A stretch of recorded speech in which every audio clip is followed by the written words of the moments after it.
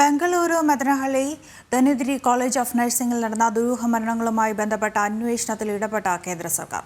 കോളേജിൽ നടന്ന ദുരൂഹ മരണങ്ങളെക്കുറിച്ചും അനധികൃത പ്രവർത്തനങ്ങളെക്കുറിച്ചും വിശദമായ പുനരന്വേഷണം നടത്തി അടിയന്തര റിപ്പോർട്ട് സമർപ്പിക്കാൻ കർണാടക പോലീസിനോട് കേന്ദ്ര സർക്കാർ ആവശ്യപ്പെട്ടു.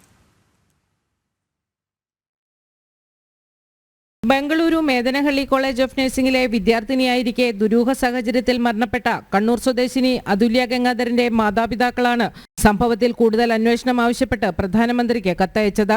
കർണാടക പോലീസിന്റെ അന്വേഷണത്തിൽ ഗുരുതരമായ അനാസ്ഥയും വീഴ്ചയും കണ്ടെത്തിയതിനെ തുടർന്നായിരുന്നു ഇത്. തുടർന്ന് പ്രധാനമന്ത്രിയുടെ ഓഫീസ് അടിയന്തരമായി പുനരന്വേഷണം നടത്തി റിപ്പോർട്ട് സമർപ്പിക്കാൻ കർണാടക സർക്കാരിനോട് ആവശ്യപ്പെട്ടു.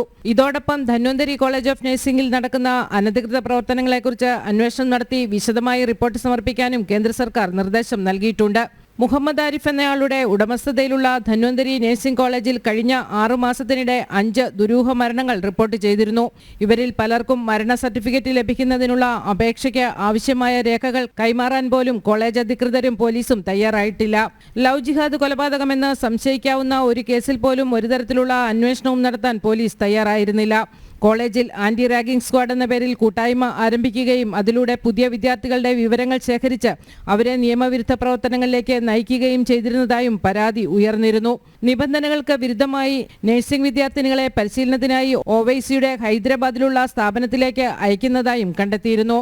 ഇതിനു പുറമെയാണ് ധന്വന്തരി കോളേജിൽ ഒരേ കെട്ടിടത്തിൽ വിവിധ പേരുകളിൽ 7ഓളം നഴ്സിംഗ് കോളേജുകൾ അനധികൃതമായി പ്രവർത്തിക്കുന്നതായി കണ്ടെത്തിയിട്ടുള്ളത്. കേന്ദ്ര സർക്കാർ നിർദ്ദേശമനുസരിച്ച് പുനരന്വേഷണം നടത്താൻ കർണാടക പോലീസ് തയ്യാറായില്ലെങ്കിൽ CBI അന്വേഷണം ആവശ്യപ്പെടാനാണ് മരണപ്പെട്ട വിദ്യാർത്ഥിനികളുടെ ബന്ധുക്കളുടെ തീരുമാനം. ജനം, കൊച്ചി.